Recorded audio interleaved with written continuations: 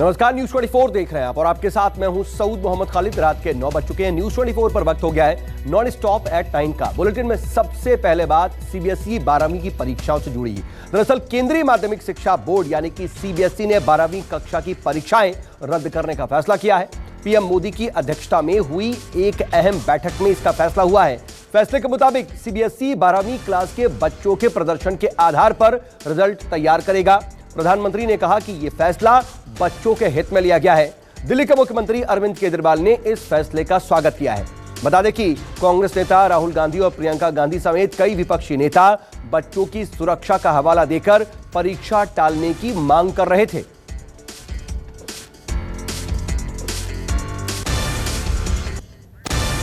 मुझे बहुत खुशी है इस बात की कि बच्चों के हित में फैसला लिया गया है।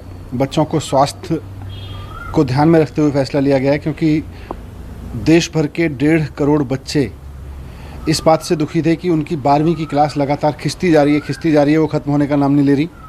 दूसरी तरफ उनके मन में ये भी था कि अब हम आगे की पढ़ाई कैसे करेंगे जब 12वीं ख़त्म नहीं होगी, और अगर परीक्षा देने के लिए बाध्य किया जाएगा तो उसका नुकसान ये है कि आज जिस तरह से देश में कोरोना बढ़ रहा है उसमें उनकी जान को खतरा था। कोई भी पेरेंट नहीं चाहता था कि उसके बच्चे को उसकी जान पे खेल के परीक्षा दिलवाई जाए। और इस वक्त न्यूज 24 के डिप्टी एडिटर संजीव त्रिवेदी मेरे साथ न्यूज रूम से लाइव जुड़ रहे हैं। संजीव, एक बड़ी तादाद बच्चों की लगातार मेंटली प्रेशर से वो गुजर रहे थे, शायद उन्हें आज बहुत बड़ा रिलीफ मिल गया है। जी बिल्कुल, देखिए इस एग्जामिनेशन को लेकर के एक चिंता थी पेरेंट्स के दिमाग में, बच्चों के दिमाग में कि आखिरकार एग्जाम होगा तो कैसे होगा, कोरोना का काल है, तो ऐसे में सरकार क्या तय करने जा रही है। तो सरकार ने सभी स्टेक होल्डर्स से बात की और जितने भी विकल्प मौजूद थे वो विकल्प प्रधानमंत्री के सामने रखा। लेकिन प्रधानमंत्री और बाकी मंत्री जो बैठे हुए थे उन्होंने ये तय किया कि पहले जो है वो स्वास्थ्य है, सुरक्षा ज़रूरी और उसके बाद शिक्षा। और उसी तर्ज पर जिस तर्ज पर 10वीं के परीक्षा कैंसिल किए गए थे, अब 12वीं की परीक्षा भी कैंसिल कर दी गई है, यानी कि 12वीं की परीक्षा नहीं होगी। अब प्रश्न ये उठता है सऊद कि आखिरकार क्या वो मानक होंगे जिसके तहत नतीजे निकाले जाएंगे। तो उसके बारे में ये बताया जा रहा है कि पिछले 2 या 3 साल के जो रिजल्ट्स हैं स्टूडेंट्स के, उन रिजल्ट्स के आकलन के बाद एक नतीजा सामने आएगा। अब ये जो रिजल्ट होंगे उससे बहुत लोग सेटिस्फाइड हो भी सकते हैं, बहुत लोग असंतुष्ट भी हो सकते हैं। तो जो छात्र असंतुष्ट होंगे उनके सामने एक ऑप्शन होगा कि कोरोना के खत्म होने के बाद वो चाहें तो परीक्षा दे सकते हैं, यानी कि परीक्षा नहीं होगी और आकलन पिछले 3 या 2 साल के रिजल्ट्स के आधार पर होगा। अगर सेटिस्फाइड नहीं होते हैं तो फिर आपको एग्जामिनेशन देने का अधिकार होगा। स्टेट बोर्ड्स भी अब सीबीएसई की तो ये एक ऑप्शन भी दिया गया है। बहरहाल बहुत शुक्रिया जुड़ने के लिए, आप नजर बनाए रखिएगा, आगे भी आपसे अपडेट के लिए जुड़ेंगे। लेकिन इन सब के बीच जैसा कि संजीव कह रहे थे कि कुछ बच्चों के रिएक्शंस आ सकते हैं, अलग अलग तरह के रिएक्शंस आ सकते हैं, लेकिन बोर्ड की परीक्षा रद्द होने के बाद इस वक्त बच्चों का रिएक्शन क्या सामने आ रहा है वो आपको सुनवाते हैं। मेरे हिसाब से एग्ज़ाम कैंसिल हो गई, ये बहुत अच्छी बात है, क्योंकि हमारी हेल्थ सबसे फर्स्ट प्रायोरिटी पे आती है। और मैं थैंक करना चाहूँगी जिसने भी एग्ज़ाम कैंसिल करे हैं।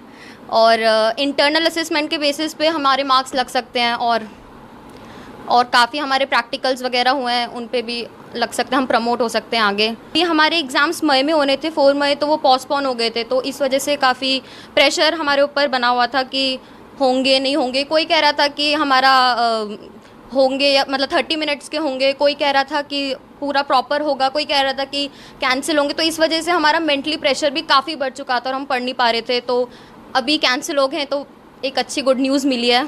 ठीक भी हुआ है, गलत भी हुआ है। एक्चुअली हमारा मतलब इतना सारा प्रिपरेशन किया वो भी वेस्ट गया है, बट एक सेफ्टी के मेजर से देखा जाए तो ये हमारे लिए ठीक भी है। अभी जैसे जो हमारा प्रैक्टिकल हुआ है और उसके अर्लियर जितने भी टेस्ट वगैरह हुए थे सारे, तो उसके अकॉर्डिंगली अगर पास कर दिया जाए तो वो बेटर होगा। या फिर कोई ऑनलाइन एग्ज़ाम्स भी ट्राई कर सकते हैं, ऐसा कुछ अलग क्राइटेरिया देख करके। मेरा तो ये कहना है कि ये अच्छा नहीं हुआ है, क्योंकि हमारी प्रिपरेशन जो पिछले बहुत टाइम से चल रही है ये सब एक तरह से वेस्ट ही हो गई हमारे लिए। तो मेरा तो ये कहना है कि एक अच्छा प्रॉपर क्राइटेरिया नहीं मिल पाएगा, क्योंकि इंटरनल बेसिस पे मेरे को लगता है कि मार्किंग थोड़ी ऊपर नीचे हो सकती है किसी स्टूडेंट की, पर एक परफॉर्मेंस के बेसिस पे हो जाता तो बहुत अच्छा रहता। और बाकी मेरे को लगता है कि एक पॉजिटिव भी हो गया एक तरफ से और एक तरफ से नेगेटिव भी हो गया। क्योंकि पॉजिटिव तो इसलिए हो गया कि हमारी हेल्थ का इशू है, वो वाली बात हो गई। और दूसरी चीज़ तो ये हो गई कि जो प्रिपरेशन है वो वेस्ट चली गई। कोविड-19 को लेके यहाँ पे बोला जा रहा है कि हम लोग का एग्ज़ाम कैंसिल हो चुका है, बट ये एक तरह से सही नहीं है, क्योंकि ये अगर करना था तो ये पहले कर देते ना, जिससे हम लोग कम से कम इतना टाइम तो बचता। और हम लोग का यहाँ पे इसके कारण ना बहुत ज़्यादा कॉलेजेस में लेके बहुत ज़्यादा दिक्कत होने वाला है, खास करके हमारे 12th के बच्चों को। तो मिक्स रिएक्शंस आ रहे हैं। बहरहाल बात पंजाब की, जहां पर चुनावी चौखट से महज 1 साल की दूर खड़ी कांग्रेस की अंदरूनी लड़ाई अब खुल करके सामने आ गई है। आलाकमान की तरफ से बनाए गए पैनल के सामने दिल्ली में अपनी बात रखने के लिए आए नवजोत सिंह सिद्धू के बागी तेवर बरकरार रहे। सिद्धू ने अपनी जुबान से कैप्टन का नाम तो नहीं लिया, लेकिन तरकश के सारे तीर उनकी तरफ छोड़ दिए। प्रताड़ित हो जाता है, पराजित नहीं होता। नवजोत सिंह सिद्धू के लिए सत्य क्या है ये तो वही बता सकते हैं, लेकिन मौजूदा सियासत का अंतिम सत्य सत्ता है, जिससे सिद्धू अरसों से महरूम है। क्रिकेट से लेकर कॉमेडी की पिच पर अपनी कप्तानी से तहलका मचाने वाले सिद्धू की निगाहें मछली की आंख की तरह पंजाब के मुख्यमंत्री की कुर्सी पर टिकी हैं। लेकिन फिलहाल इस कुर्सी पर कब्जा जमाए कैप्टन की निगाह में सिद्धू की हैसियत 12वें खिलाड़ी से भी कम है। सालों से सिद्धू को यही दर्द सता रहा है। कुर्सी की कश्मकश सिद्धू के सीने में सुनामी बन चुकी है। परेशान है कि अब करे तो करे क्या। जिस पद की लालसा से पार्टी बदली वो पद अब भी ख्वाब बना है और कैप्टन की कप्तानी में भविष्य भी उम्मीदों से खाली है। कैप्टन के समर्थकों ने खुलेआम यह ऐलान कर रखा है कि अगला चुनाव भी कैप्टन की कप्तानी में ही होगा, लेकिन सिद्धू इसे हजम करने को तैयार नहीं है। कैप्टन और सिद्धू खेमे की जुबानी जंग में जब पानी सिर से ऊपर गुजरने लगा तो आला कमान ने दखल दिया। पार्टी ने 3 वरिष्ठ नेताओं का पैनल बनाया, जिनके सामने बारी बारी से विधायकों की पेशी हो रही है। सिद्धू भी पैनल के सामने हाजिर हुए। 1.5 घंटे तक गिले शिकवे साझा किए। बाहर निकले तब भी तेवर नहीं बदले। जो सत्य था उसे पूरी तरह से प्रकाशित करके आया हूं। सत्य प्रताड़ित हो जाता है, पराजित नहीं होता। योद्धा वही जो जूझे रण के अंदर, मित्र वही जो समय पे काम आए, योगी यति मानव की मति, सत्य के मार्ग पे चल के ही परम पद पाए। पंजाब के सच और हक की आवाज मैंने हाई कमांड को बुलंद आवाज में बताई है। पिछले हफ्ते जुबानी जंग में सिद्धू ने मुख्यमंत्री को अपने सहयोगियों के कंधों से गोलीबारी बंद करने की सलाह दी थी। सिद्धू ने अमरिंदर सिंह को याद दिलाया था कि उनकी आत्मा गुरु साहिब के लिए न्याय मांगती है। सिद्धू को गुस्सा तब आया जब कैप्टन कैंप के 7 मंत्रियों ने उन्हें पार्टी से निलंबित करने की मांग कर दी। पंजाब के सच और हक की आवाज मैंने हाई कमांड को बुलंद आवाज में बताई है। जीतेगा पंजाब, पंजाब को जिताना है। पंजाब के हर एक नागरिक को हिस्सेदार बनाना है, भागीदार बनाना है और इस ताकत को उन तक पहुंचाना है और हर पंजाब विरोधी ताकत को हराना है। पंजाब में 2022 में विधानसभा चुनाव होने हैं, लेकिन कांग्रेस की कलह थमने के बजाय बढ़ती ही जा रही है। कैप्टन और सिद्धू खेमा खुलकर एक दूसरे के खिलाफ बयानबाजी कर रहा है। फिलहाल करीब 2 दर्जन से ज्यादा विधायकों ने कैप्टन के खिलाफ बगावत का बिगुल फूंक रखा है और सिद्धू इस बगावत को अपनी जीत के तौर पर पेश कर रहे हैं। लेकिन अगर देखा जाए तो ये जीत पार्टी को चुनावी जीत से दूर ले जाती नजर आ रही है। विशाल अंग्रेज, चंडीगढ़, न्यूज़ 24। इधर पूर्व केंद्रीय वित्त मंत्री और कांग्रेस नेता पी चिदंबरम ने जीडीपी में आई गिरावट का ठीकरा केंद्र सरकार पर फोड़ दिया है। चिदंबरम ने कहा है कि अर्थव्यवस्था का यह हाल मोदी सरकार के आर्थिक कुप्रबंधन की वजह से हुआ है। has recorded negative annual growth. देश के पूर्व वित्त मंत्री और वरिष्ठ कांग्रेस नेता ने जीडीपी की गिरावट को लेकर केंद्र सरकार पर तीखा हमला बोला है। भारतीय अर्थव्यवस्था के लिए वित्त वर्ष 2020 से 21 को सबसे अंधकारमय करार देते हुए चिदंबरम ने इसके लिए केंद्र सरकार की गलत नीतियों को कसूरवार ठहराया है। When the first wave of the pandemic appeared to subside last year, the finance minister and her chief economic advisor began to sell the story of a recovery, that what the economy needed was a strong dose of stimulus, including increased government expenditure, is that the per capita GDP has fallen below rupees 1 lakh. Chidambaram ने केंद्र सरकार को चेतावनी दी है कि अगर सरकार अब भी नहीं जागी तो नुकसान और भी ज्यादा बड़ा हो सकता है। The second wave of the pandemic is upon us. So far, it seems to be following the same pattern as the first wave. except that it has wrought more damage in terms of numbers of infections and deaths. If 2021-22 should not go the same way as 2021 did, the government must wake up, admit its errors of commission and omission, reverse its policies, and heed the advice of economists and the opposition. एक सवाल के जवाब में चिदम्बरम ने कहा कि अगर सरकार को लगता है कि नोट की छपाई होनी चाहिए तो वो कर सकती है, क्योंकि भारत के पास ऐसा करने का संप्रभु अधिकार है। कोरोना की दूसरी लहर के दौरान संक्रमण की बढ़ती रफ्तार पर लगाम लगाने के लिए राज्यों ने जो छोटे छोटे लॉकडाउन लगाए, उससे देश की अर्थव्यवस्था बुरी तरह से प्रभावित हुई है। हालांकि देश की अर्थव्यवस्था में 2020 से 21 में 7.3% की गिरावट आई है, जो गिरावट पहले के लगाए गए अनुमानों से कम है।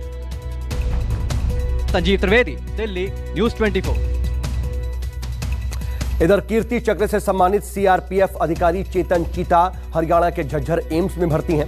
ऑक्सीजन में उतार चढ़ाव की वजह से उन्हें वेंटिलेटर पर रखा गया है। जाबाज अधिकारी को लेकर पूरा देश चिंतित है, लेकिन राहत की बात यह है कि अब उनकी तबीयत लगातार सुधरती बताई जा रही है।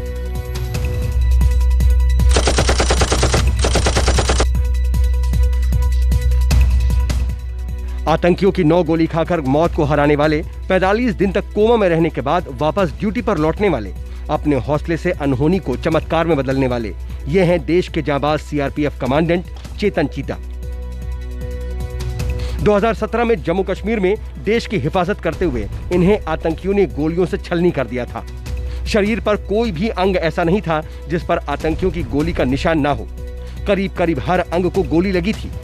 उम्मीद नहीं थी कि चेतन चीता बच पाएंगे, लेकिन ऐसा चमत्कार हुआ कि वो सेहतमंद भी हुए और ड्यूटी पर भी लौटे। लेकिन इस वक्त एक बार फिर चेतन चीता मुश्किल में हैं। उन्हें कोरोना ने अपनी चपेट में ले लिया है, जिन्हें इस वक्त देश की दुआओं की जरूरत है। कीर्ति चक्र से सम्मानित चेतन चीता हरियाणा के झज्जर स्थित अखिल भारतीय आयुर्विज्ञान संस्थान यानी एम्स में भर्ती हैं। उनके ऑक्सीजन लेवल में उतार चढ़ाव हो रहा है, वो वेंटिलेटर पर हैं। चेतन चीता की अच्छी तरह से देखभाल की जा रही है। एम्स के संबंधित अधिकारियों की ओर से चेतन चीता को जरूरी चिकित्सा सहायता दी जा रही है। हमारे संवाददाता ने जब देश के इस जाबाज के बारे में जानकारी ली तो पता चला कि कल के मुकाबले आज उनकी तबीयत में सुधार है। कुलदीप भट्ट साहब, आप झज्जर से मेंबर एमएलए हैं? मैं बादली से हूँ। बादली से हैं और झज्जर आप ही के इलाके में पड़ता है? सर। कुलदीप भट्ट साहब, मैं ये जानना चाहता हूँ कि झज्जर में जो ऑल इंडिया मेडिकल इंस्टीट्यूट है वहाँ पे सीआरपीएफ के कमांडेंट चेतन चीता एडमिट हैं और ये जानकारी भी मिली है कि वो आईसीयू में एडमिट हैं। उनकी तबीयत जो है ठीक नहीं है, कोरोना संक्रमित है वो। सर मेरे को पता लगा चेतन चीता जी एक देश के जाबाज ऑफिसर है जो एम्स हॉस्पिटल में एडमिट है। 2 दिन में और आज भी उनकी तबीयत में डॉक्टर तेज से और डॉक्टर शीतल से उनके बारे में पूरी कंप्लीट मैंने जानकारी दी। डॉक्टर ने बताया कि कल से आज सुबेबल है और जो चेतन चीता जी है वो किसी उनके ऊपर भगवान की भी कृपा है और वो भगवान में चाहे जल्दी स्वस्थ होकर हमारे बीच में लौटेंगे। और मैं मेरा फर्ज बनता है क्योंकि मेरे एम्स में वहीं आता है, मेरे को जैसा लगा तो मैं उनसे जितनी मेरे से बल पड़ेगी मैं डॉक्टरों के भी टच में हूँ और परिवार से भी मैं टच होने की कोशिश करूँगा। हर प्रकार से तन मन से हम उसकी मदद करें। देश के इस चीता की सेहत को लेकर हर कोई चिंतित है। सीआरपीएफ ने एक बयान जारी कर जानकारी दी। ट्रीटमेंट को लेकर लगातार संपर्क में है। सभी संभव उपाय चेतन चीता को लेकर किया जाएगा। सीआरपीएफ बता दें कि जम्मू कश्मीर के बांदीपुरा में सेना, सीआरपीएफ और पुलिस की 14 फरवरी 2017 को आतंकियों से मुठभेड़ हो गई थी। आतंकियों के छिपे होने की सूचना पर पहुंचे सुरक्षा बलों के मूवमेंट की जानकारी आतंकियों को पहले ही हो गई थी। घात लगाकर बैठे आतंकियों ने फायर झोंक दिया। इस मुठभेड़ में चीता को 9 गोलियां लगी थी। गोली लगने की वजह से चेतन चीता की एक आंख भी चली गई, लेकिन उन्होंने अदम्य साहस दिखाते हुए 3 आतंकियों को मार गिराया था। चेतन चीता 1 महीने से ज्यादा तक कोमा में रहने के बाद ठीक होकर घर लौटे और फिर ड्यूटी पर भी वापस आए। चेतन के जल्द स्वस्थ होने के लिए उस समय देश भर ने दुआएं की थी। उन्हें इस वीरता के लिए कीर्ति चक्र से सम्मानित किया गया। न्यूज़ 24 ने भी उनके हौसले को सलाम किया था। एक बार फिर उन्हें आपकी दुआओं की जरूरत है। ताकि देश का जांबाज फिर हमारे बीच सेहतमंद होकर लौटे। न्यूज़ 24 के लिए रमन कुमार की रिपोर्ट। और अब खबर बिहार से, जहां पर नीतीश सरकार ने गांवों की सरकार चलाने का जिम्मा ऐसी परामर्श समितियों को सौंपने का फैसला किया है जिसमें पंचायत प्रतिनिधियों के साथ ही अधिकारी भी शामिल होंगे। पंचायतों में ग्राम पंचायत का जो ग्राम कचहरी है, पंचायत समिति का जो ब्लॉक स्तर पर बैठक होती है उसमें, और जिला परिषद जो जिला में होता है, इसमें एक समिति का गठन किया जाएगा। बिहार में कोरोना संक्रमण की मौजूदा स्थिति को देखते हुए सरकार ने पंचायत चुनाव को टाल दिया है। नीतीश कैबिनेट की बैठक के बाद मीडिया के सामने आए पंचायती राज मंत्री ने साफ कर दिया कि फिलहाल ना तो पंचायत चुनाव होंगे और न ही पंचायत प्रतिनिधियों के कार्यकाल में विस्तार होगा।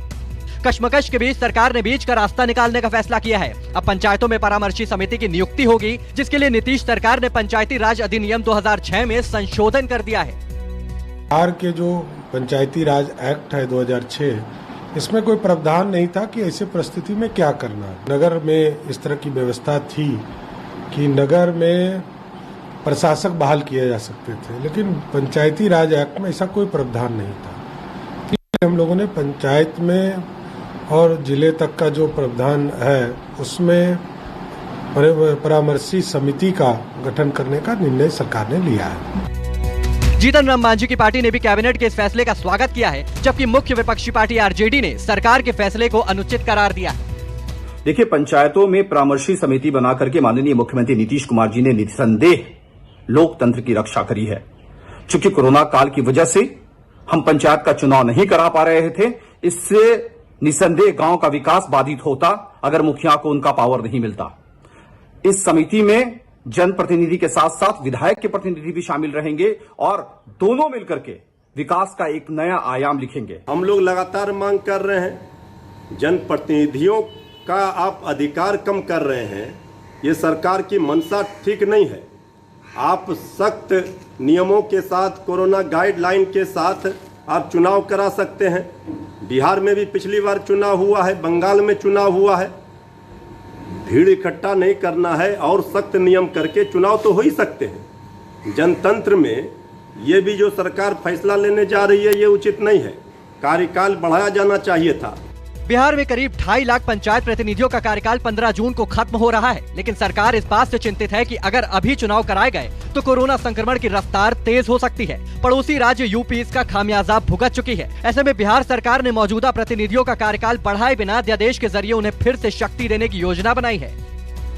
माना जा रहा है कि परामर्शी समिति में जनता के नुमाइंदों के साथ अधिकारी भी शामिल होंगे। चर्चा है कि सरकार इसके लिए अध्यादेश लाने ही वाली है। सौरभ कुमार, पटना, न्यूज़ 24। इधर उत्तर प्रदेश में एक साथ 18 साल से ऊपर के सभी लोगों को टीका देने का महाअभियान शुरू हो गया है। राजधानी लखनऊ में सुबह से ही वैक्सीनेशन सेंटर्स पर लोग कतारों में नजर आए।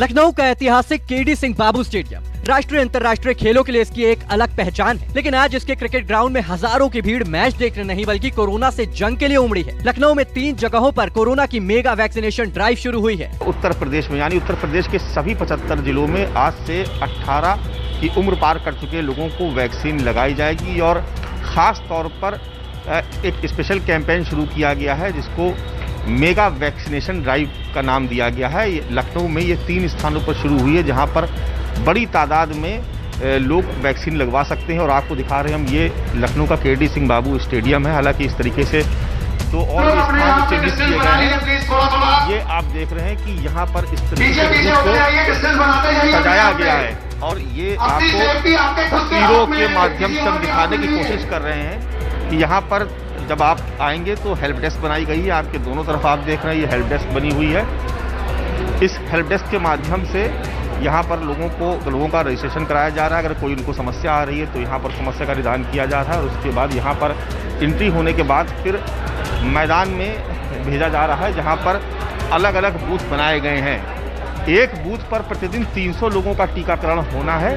इस तरीके से आप देख रहे हैं कहीं 8 से कहीं 10 बूथ बनाए जा रहे हैं और ये देखिए एक लंबी कतार आपको यहाँ पर नज़र आ रही है। लोग अपनी बारी का इंतज़ार कर रहे हैं। ये देखिए तस्वीरों के माध्यम से हम आपको दिखाने की कोशिश कर रहे हैं आपको मैदान में लेके चलते हैं और दिखाते हैं कि किस तरीके से ये वैक्सीनेशन ड्राइव चल रही है। इस स्टेडियम में करीब 10 बूथ बनाए गए हैं। हर बूथ पर हर दिन करीब 300 लोगों को वैक्सीन लगाई जाएगी।